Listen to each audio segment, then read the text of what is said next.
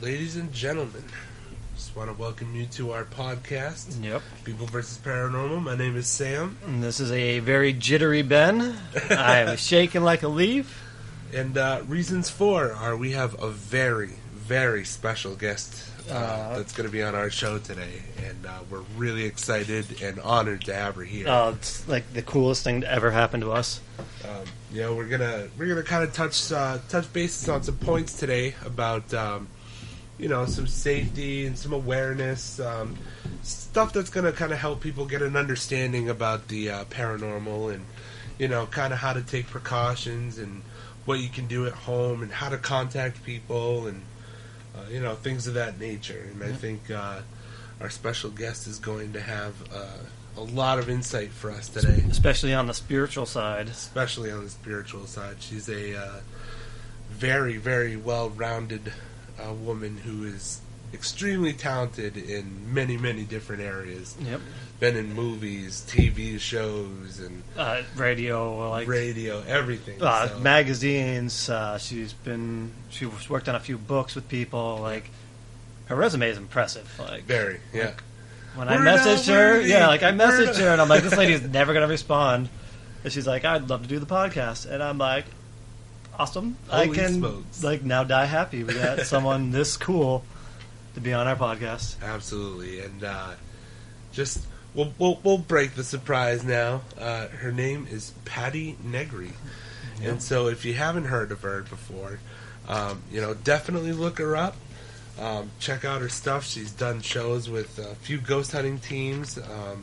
She's been in, like we said, a few movies. She's got a very impressive resume. Yep. Some of the big things is Deadly Possessions, Ghost Adventures, Miami Vice, Master Chef, Days of Our Lives, Rocky 3, Ghostly Lovers, Wipeout.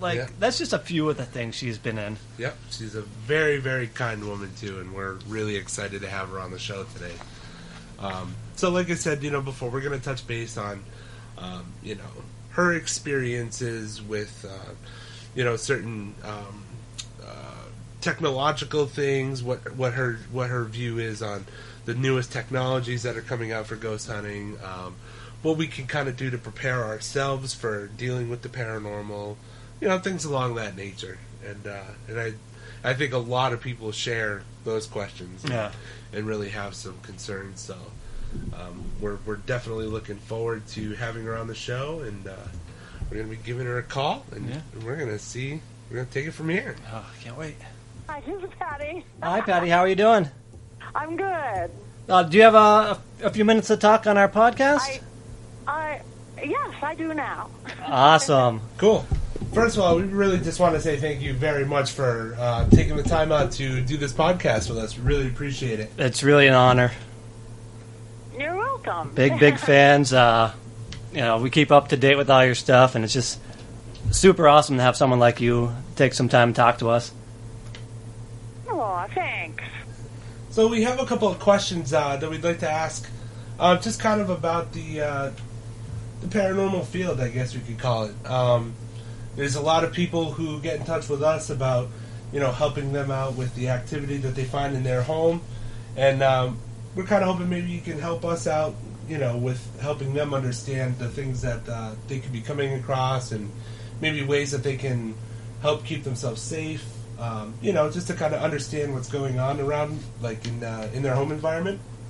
Sure. Cool. So we're kind of curious. First of all, before we get into the stuff, what's your view on the technological advances that are being utilized within the ghost hunting community? Do you think they're accurate and effective?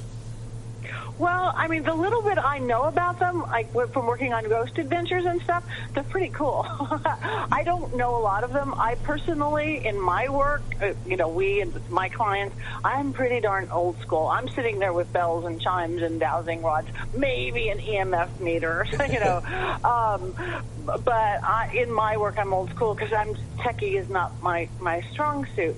Though I've sort of, one of the funnest parts about when I go work on Ghost Adventures is that equipment they have. Because for the first time because I never know where I'm going. I have to tell you guys, they say show up at a house, I show up at a house. I don't know the history, I don't know what they're doing. They just throw me in. So so I'm just experiencing it all for the first time. And then when I see on their equipment that they have the equipment picking up things and saying things as maybe a spirit's coming into my body or out or coming in, it's like this weird kind of validation that in a technical way that I've never had before of my whole life of doing this. So again, I can't speak on a whole lot of the equipment, but some of the stuff that it seems like that they have on that show that Bill Chappell has created and stuff, because even the last episode I did with them last month, it aired I kept seeing these little stringy things, and I'm doing this stuff with my hand, and then watching it later, because I never saw what was going on in the other room, there's pictures of the stringy things I was looking at, going, yeah, that was it.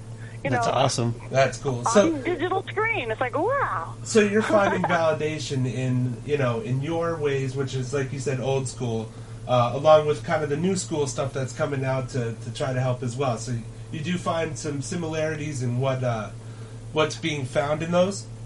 Yeah, I do. I mean, I'm sure there's some, like, real crickety equipment, out there, and like the 800,000 apps you could put on your phone and stuff. Yeah. But also, one thing I think, spirits are smart, and everything is energy. And I think that they can learn. I think we're getting in this weird communication thing, like put on a cheapy little ghost meter, like the free variety, or the dollar kind, which Lord knows if it was ever supposed to be real or not. But if you communicate with spirits, you could teach them to use it. And I have. Oh, that's cool. So, yeah, because it's just like this. It's the same technique of people who have turn on the flashlight on or off with a spirit for yes or no, or, knock on the table, or, make the candle flame dance. Technology is just the next generation of that. That's cool. Yeah, see, that's some insight we hadn't really thought too much about. That's really cool. Yeah, the first time, I mean, because you could turn on one of those stupid, I'm just going to say, I don't even know what brand, ghost meter on your phone. It's like, oh, this is ridiculous. It's just, I don't even know if it's supposed to be real. But then I started talking to spirits and calling in spirits and show me something that's real. Show me something that sort of like prove it to me, because I do start out as skeptic. Prove it to me. Right. And then all of a sudden, this was like years ago now, this silly little, free app on the phone goes, Norway, children, dead, island, kept repeating this weird stuff, and then literally 3 hours later, a crazy guy drove onto an island in Norway and killed a bunch of children. Whoa! It gave me literal news beforehand on a stupid little phone app, because it's just another tool. It's just like using dowsing rods or anything else you use. No kidding. Yeah, we've experimented with a few of those apps, and we've had some results with some, but it's tough because it's tough for us to kind of attach proof to it. Couple times that we've been able to, so it's cool that you're shedding your perspective on how they can be useful. That's the part of it that you've got to be willing to do is sort of teach the spirits. Nothing wrong with that. We all learn together, right? Nothing wrong with that. We tell them do other things like, show us a sign, drop a whatever, ring the bell. Same thing. Pavlov's dog. So, is there physical... let me ask you this. Are all spirits able to communicate? Is that something that all spirits are actually, capable of doing? I think I don't know. I can't say that all spirits are, because if there's ones that can't, I haven't talked to them. Right. But and there is certainly varying degrees, the strengths of what spirits. Again, there's lots of different kinds of spirits. There's the spirits that are ghosts, that were humans, crossed over or not. There's getting into the other realms of things that were never human, whether getting into spirits, elemental categories, all sorts of things. So I do think they can learn, though, because in doing this since I was 7 years old, too, if a spirit comes in and it's hard at first, it's just like learning to ride a bike or learning to play piano. If you work with something enough, they actually can get better at it, just like we do. That's awesome. Now, let me ask you something. You've been doing this, you said, since you're about 7 years old. Yeah. Is this something you taught yourself, or did you... Yeah, I knew, as early as I can remember, like toddler age, that I saw things that I guess everybody didn't see. It was never scary. I just kind of knew that the so-called imaginary friends little kids have really are not all imaginary by even any means. They were real beings and entities that I could get real information from and really talk to. I would astral travel. I'd go to neighbors' houses and then tell my mother what color all the wallpaper was. So I wasn't raised with a specific belief system or religious system that, oh, this is bad or this is of a devil or anything like that. So it was never scary, always intriguing, and I just kind of became a seeker and started studying everything.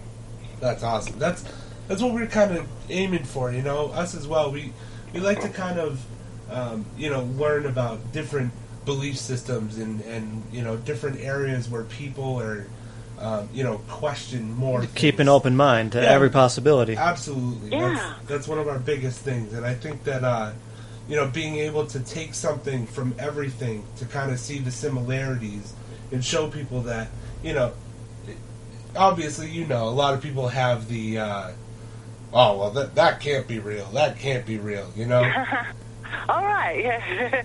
But no, and it is. And again, the more you study it, whether just looking into the paranormal or occult or religion or philosophy or cosmologies, if you take it down to the level of energy and movement and cause and effect, action and reactions, it really is all the same. So the more you know of different belief systems and things, it all starts coming together, and there's this basic truths and this basic similarities with everything. And if you tap into that, you're going right to the core. Yeah, that's awesome. That's great. Now, have you ever experienced a spirit that had tried to manipulate its actual origin, like its true form, self kind of deal?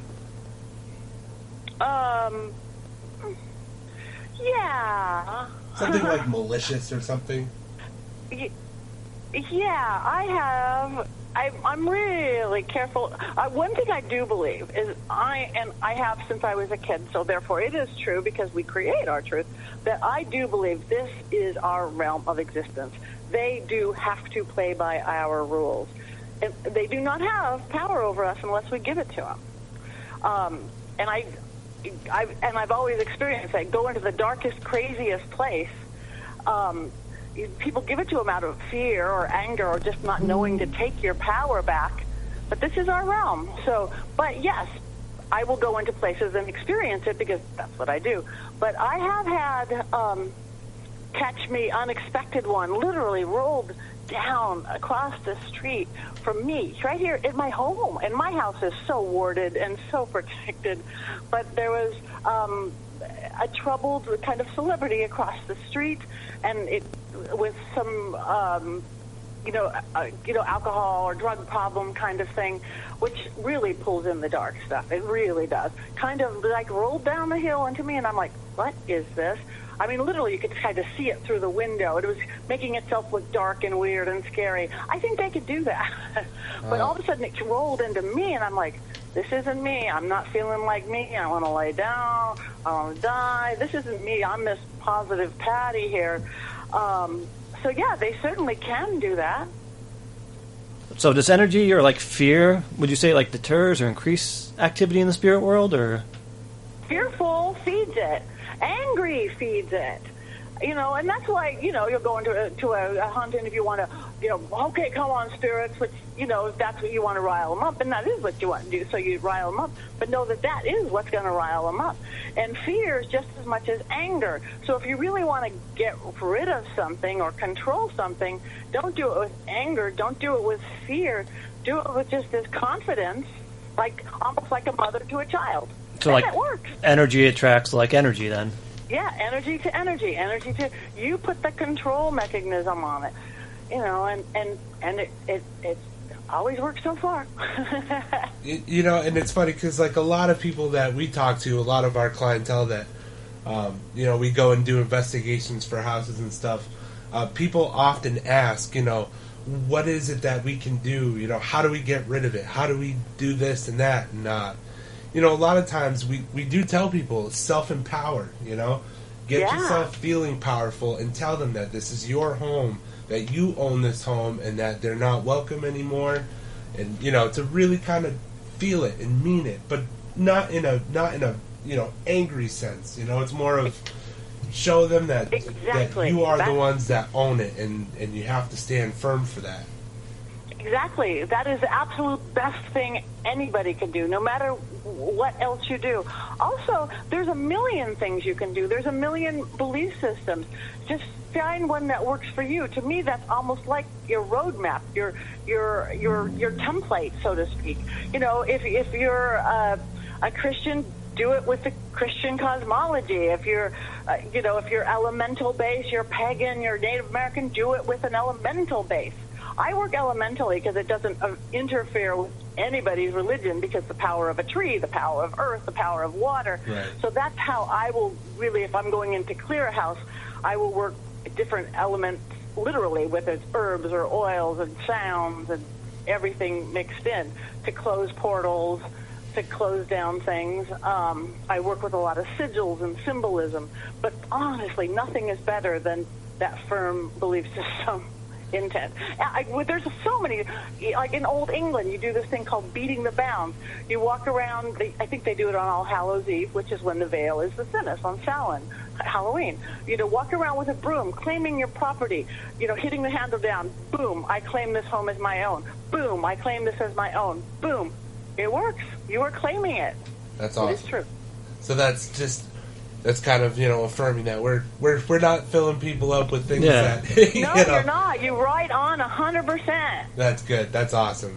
And when you do any type of investigations or readings or anything, do you have your own technique of cleansing, either before, after, or both? I do. I work mostly energy now, and I've been doing it so long, but I almost always have, I make these mixes of oils, and I will literally put them on, and the best place for protective oil, just for everybody, especially if you're going into a haunted place, right at the back of your neck, right where your head and your neck come together, like if you stick your finger there, that kind of little hole that it makes, that's the biggest portal on our body. That's why, if you go to church or temple, you bow your head to pray, you're opening it up for spirit. So that's where you put your protective oil. And that's what we do after every investigation. Yeah. Same spot. See, exactly. So that's what I will do, and working with people, I usually will have a candle going. I will have rocks or crystals. Again, I work with a lot of sigils. I work with a lot of Norwegian symbols because they're just kind of powerful, and they're working off of sacred geometry, like hex crosses, helm of awe, things like that. That's awesome. Man, that makes us feel really good. Yeah, you guys talk. That's great. But, there's lots of ways to get from here to there.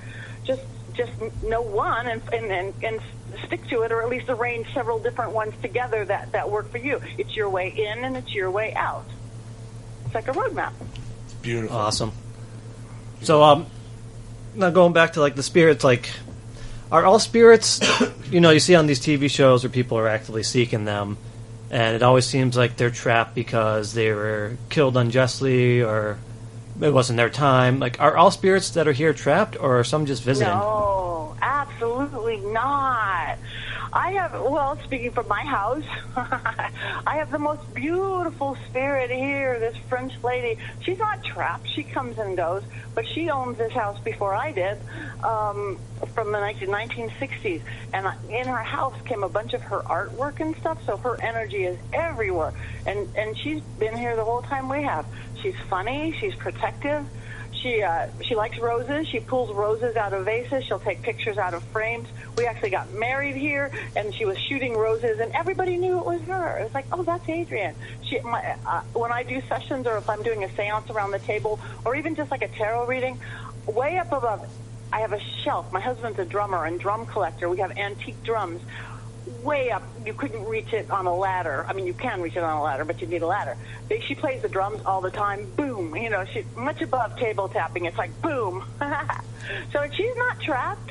she's cross, she's happy. It just gives them a sense of life. So no, not every spirit is trapped. Awesome. By even close to that. They just like to hang. Like last week I was at the shrine before the MTV Awards. Literally, spirits were coming there for the party. Yeah. Now, I wanted to ask you about that. I saw pictures on your Instagram of you backstage. So that was kind of a big thing, huh? It seemed pretty awesome. Yeah, it was wild. I got a call. It was so funny. I had a crazy week and all sorts of stuff. And I got a call from MTV because they're based in New York, and we've been here for a few days, and we know this place is haunted. We can't get past it. They go, so you want to come check it out? So, sure. So I took them all on ghost tours, and I got led to this place. I go, it's something red, and they're thinking, oh, red carpet. I'm like, no, it's not red carpet. So we got to the place where the Shriners. Because it was built by the Shriners, the men's organization with the big red hats, and it was where they used to dress like they're kind of like their gym, their cubby holes and their big outfits, and it was like Grand Poobah, Fred Jones, Lord Master Priest Fred, because their whole ritual thing, and that's where I'd like seance here, plump it down, and we got everything from Shriners that were hanging out to old movie stars from the 50s who came for the party. That is so cool. It was really fun, tripping through it, We're hoping someday we get to get some well-known people in our investigation someday. We always hope for the best, that's for sure. Well, you can, and again, the more you work with it, the more you develop your abilities to open the veil, respectfully and gently but strongly open the veil. Then you can start calling spirits in. That was actually one of the questions we had. Yeah. So anyone can just kind of, if they're willing, kind of learn how to open themselves up a little. Yeah, and I think, again, some better than others. Like anybody could take piano lessons. Some are good at it, some aren't. But I do believe it's an innate ability we have. But it does take practice. It takes concentration, and more than anything else, it takes respect of the spirit of what you're doing. You have to take it seriously. And yes, and so we get to the point where you can call them in, because it's true. Big in life, big in death. If you walk into an old house where the guy was a banker and lived in a cubbyhole, whatever, that ghost calls in, he's just kind of a quiet ghost. If you're at the old Hollywood Athletic Club and it's Douglas Fairbanks swinging from a thing, more interesting ghost. Much more interesting ghost. That's awesome. That's great. Now, so the energy of spirits and anything, they have the ability to attach their energy to other objects then, correct? Yeah.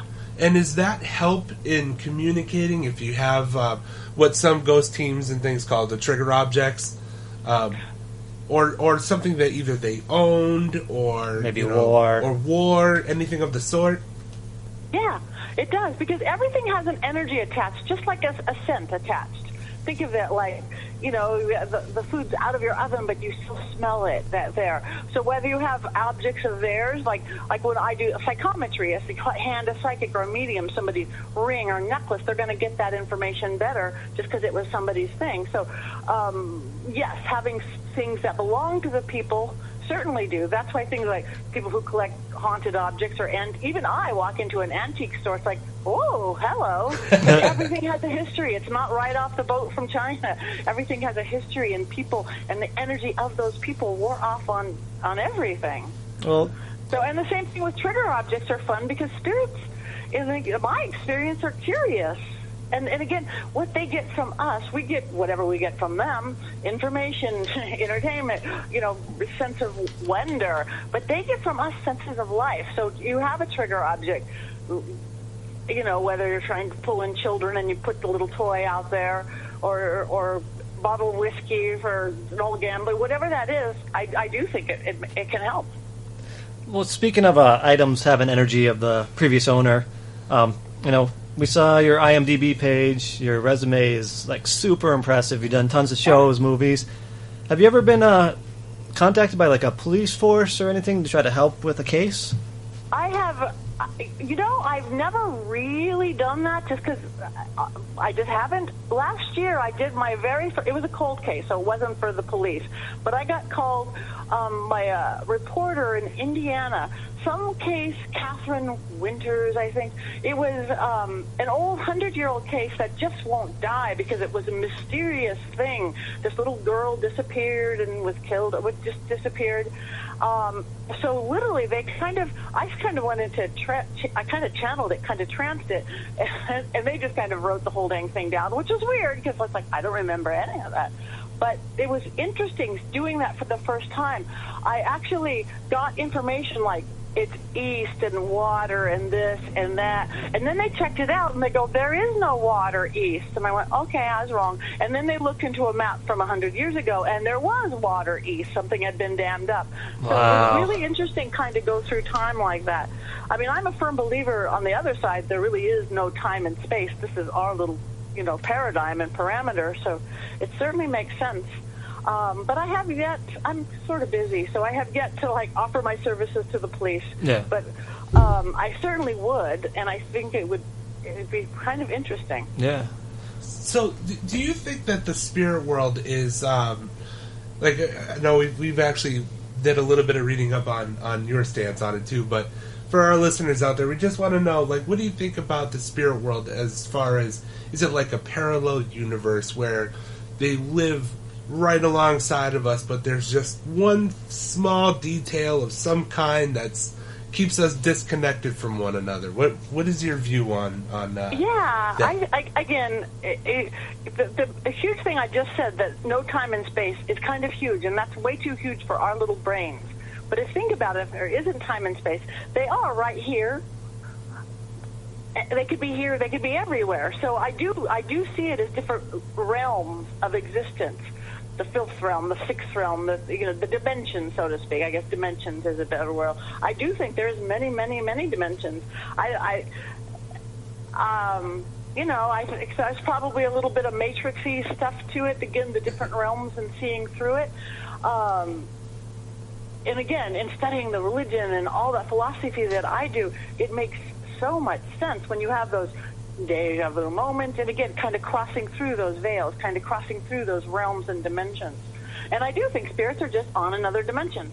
So if you learn how to do it, and it's like, I am raising the veil between this world and that world. Same thing, I mean, not that we're going to get into extraterrestrials, and I'm not big in that world, but the same thing. That's a whole different dimension. Yeah. Because I've never experienced, I've only done a couple things with the extraterrestrial world. Like a seance thing, I got some words, Anunnaki words, and did it for purpose. Whole different kind of seance, whole different kind of being, whole different kind of energy and experience. But for some reason, aliens and ghosts won't come to the same seance. Wow. And I don't think it's a personal rivalry thing. I think it's complete different dimensions. That's crazy. I never That's thought of that. interesting, It's crazy. I know, it's crazy. So essentially, there can be a common ground for any dimension, any any kind of dimension really, to kind of meet, as long as The right criteria criteria is met. Yeah, I think so. And I do think the energy is getting higher, lighter, higher vibration. The veil is thinning between the worlds. And more stuff is going to happen. More and more paranormal stuff is going to happen. More and more ET stuff is going to happen. More and more people's gifts.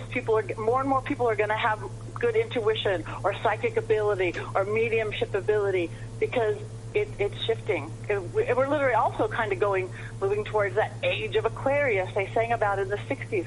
There is no more hard and fast, black and white, right and wrong. I know what I am. So try to stand on the solid ground. It's moving beneath us. You have to be able to dance between, because it's all moving now. Yeah. Now, real quick, you just mentioned how your husband's a drummer and you collect old drums and things of that nature as well. Something interesting I always found is, in many native cultures, drums are the big part of calling upon their ancestors and their spirits. Do you think that music, that frequency kind of helps open the veil for communication and for other people to come in and share themselves with them? Yep. That's why, again, it's been used in religion, in shamans, and always, boom, boom, boom. You're creating a vibration. Number one, besides the drum beat, hypnotic, it's a vibration. You are changing the vibration. Same thing you could do it with it's sound and movement vibration. You could do it. My house, I've got chimes, I've got gongs, I've got changes the vibration. And yes, that opens veils, that helps, again, walkways and pathways through, can put you into an altered state. So you are the doorway. You go into an altered state so you can see things that you can't see in this realm. Now, is that why you do the, what do you call it, the Ma chant? Is that correct? Yeah, Ma chant opens everything up, and it could be used for so many things. It's crazy. I probably overuse it because it shifts every cell in your body. It does, and you could send it down into the ground and up into the heavens. So whether you're opening the veil for a seance or you're doing a spell working and you're sending it off, just shooting that energy, that intention, that intent, the same thing that you guys talked about when you tell people about, claim your space. That Ma chant, because it's the earth, that basic earth energy that connects the heavens and the earth, so to speak. It's powerful. Just try it. Put a purpose to it if you want, to get a clarity about something or to do something. With one person, it's really powerful. At two, it's crazy more. Get a whole group of people, you could raise the roof. Oh, man. Maybe we'll do that at our investigation this weekend. We'll try that out. If we're going to be investigating an old theater. It's really great on investigation. Yeah, we'll do that, definitely. We'll have to try. We're revisiting a place this coming weekend. It's an old theater, too, which was full of, plays and music and then movies eventually. Yeah. So good. You'll have theatrical ghosts. Again, they're much more interesting than banker ghosts. Yep. And the last time, something that we had done, kind of reverting back to the trigger objects thing, we didn't have anything physically owned or used by, the actors or the people or the employees of the place, but we did go out and get time period clothing. And we had a projector. We played an old movie from the 30s, and we did popcorn, and we snuck in alcohol. Yeah. And that's when stuff went crazy. Yeah. Yep. So it's not always something that people have to have. I guess what I'm saying is a trigger object doesn't necessarily have to be owned or have been had some sort of energy transfer from somebody in particular, but more so something that's recognizable by the spirits. Yeah, I mean, the trigger, having something that was owned, you've got their energy there. But having anything from the period, like a bottle of whiskey or a toy for a kid or something, yeah. Again, they seem to be curious to me. That's what in the last few years I go. Spirits are. I'm probably bored a lot. I don't know. Yeah. It's like, wow, what are those humans? Oh, look at, they're dressing up like us. How funny that is, Now, How cool. Do you think it's harder for them to get in touch with us than it is for us to get in touch with them? Usually, yes. Usually, I think it takes a lot of energy for them because this is our realm. Remember, we're asking them into our world, right? Versus we're going to theirs. So if you could do some big meditation, whether people go off and do peyote, or I think when you're going into their world, that's easier for them and harder for us. But we're asking them into our world, so it's harder for them, whether the energy to either materialize or move something or sound. It takes a lot. Now, is there anything that can increase a spirit's energy to kind of help communicate? Yeah, that's why I work with all sorts of herbs. That's why when, again, more in controlled circumstances, but yeah, there's all mugwort, damiana leaf, dandelion leaf, all sorts of stuff open the Whenever veil. I do any rituals at home, I always burn mugwort. That's number one for me, yeah. So yeah, that stuff really does. So I think it's just tools. You don't need anything. I don't think you could, but tools are nice to have, why wash the dishes by hand if you have a dishwasher? As long as you got water, that open mind. Yeah, gotta have water. So it's really not a bad idea to kind of mix the organic aspect of spirit communication along with the technological to kind of make that transition a little bit easier. Yeah, because I really think just depending on spirits, they have different tastes, and just like we do, some spirit might come in and go, happy to move a dowsing rod or a Ouija board or just make a noise or do things. Somebody else is going to see that they can move, because they're all like electricity, do something with a electronic meter or something. I think, mixing it up is good. Giving them options.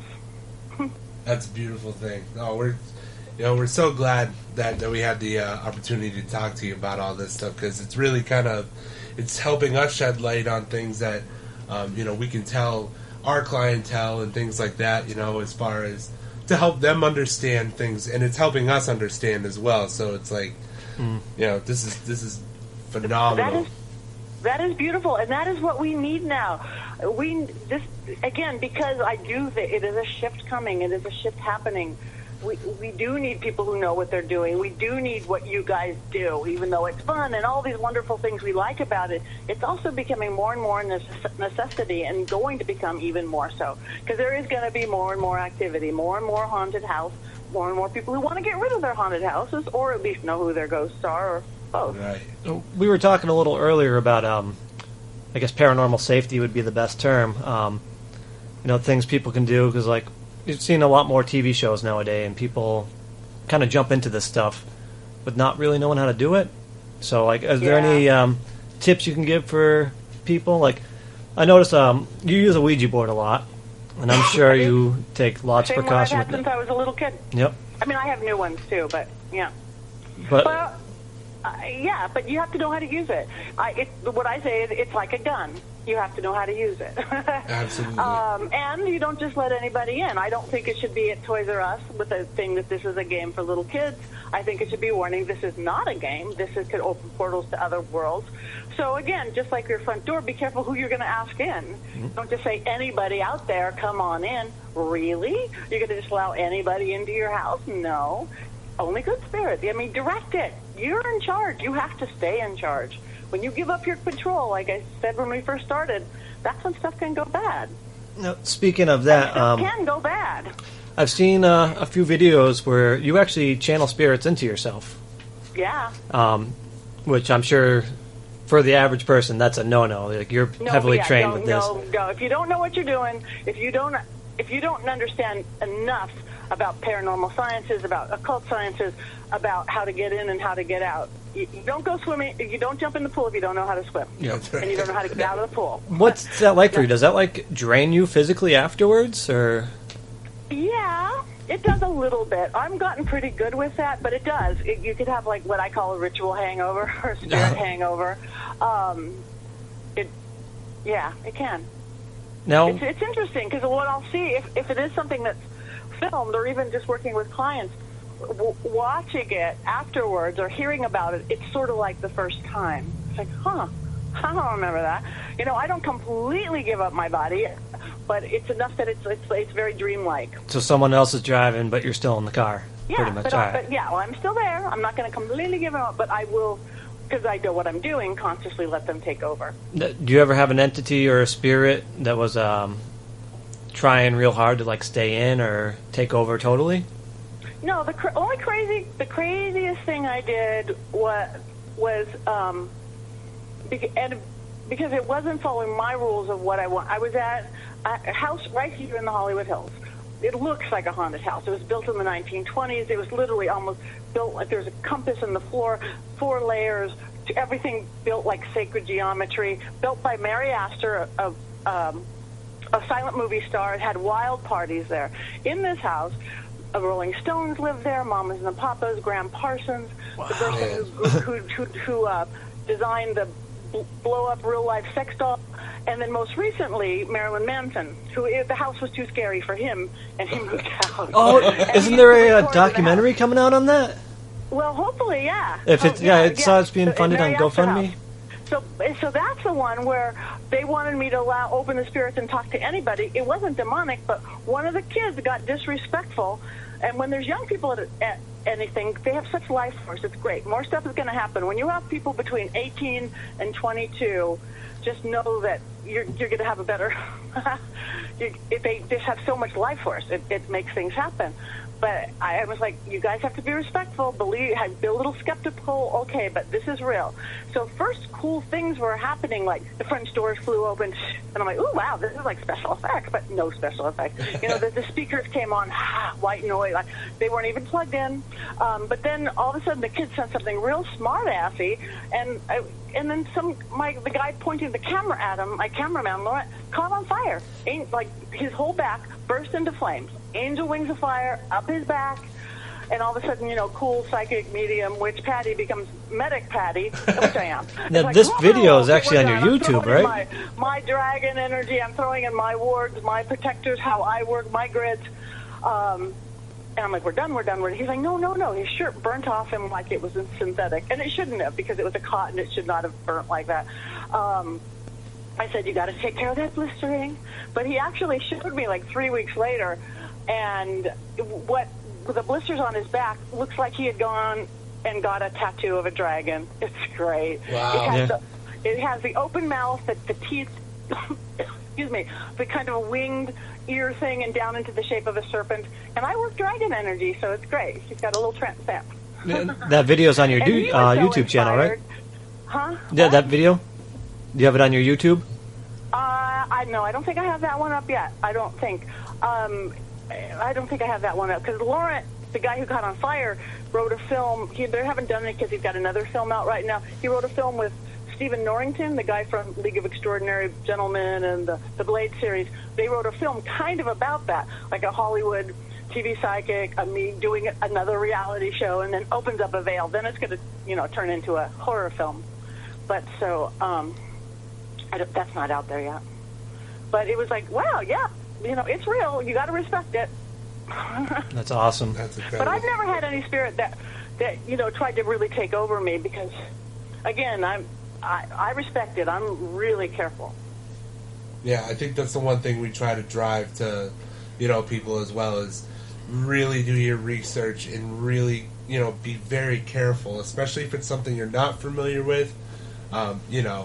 Talk to people who kind of have some knowledge in it. And, we're one of those people where if people bring us something and we're not sure about it, we really take every step that we can to become informed and learn. And, it only helps us and other people. And, especially with having you on our show, this has been, a phenomenal learning experience for us and everything, too. Thank you so much. Oh, we really appreciate it. You guys are great. We were calling you the paranormal rock star. Yeah. Both realms. in all realms. Yeah.